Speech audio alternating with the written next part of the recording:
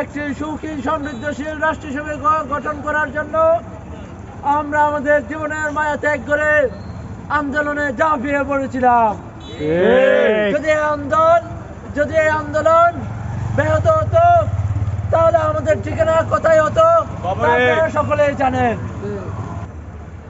যৌক্তিক সমাধানে আসেন, প্রত্যেকটা সন্ত্রাসীদেরকে, প্রত্যেকটা হারিয়ে যাওয়া অস্ত্রকে আপনারা খুঁজে বের করুন, দেশকে একটি শান্তিময় রাষ্ট্রে হিসাবে প্রতিষ্ঠা করুন।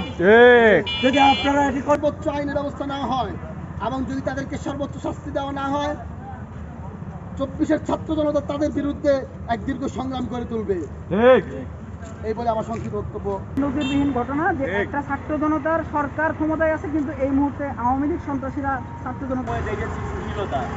আমরা দেখেছি আমাদের যে সকল সহযোদ্ধারা এদেশের এই জুলাই বিপ্লবে অংশগ্রহণ করেছিল তাদের উপর হামলা চালাতে।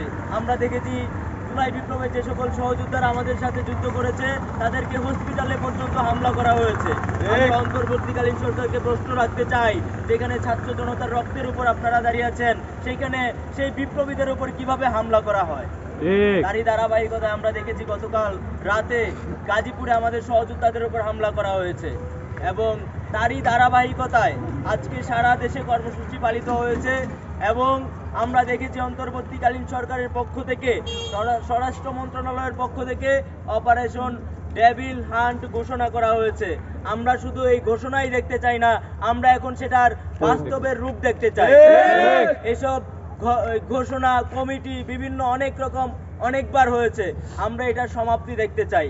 যদি আবার এই কমিটি ব্যর্থ হয় তাহলে বিপ্লবী ছাত্র জনতা প্রত্যেকটা জায়গায় তাদের নেতৃত্বে এই আওয়ামী দমন কর্মসূচি ঘোষণা করবে।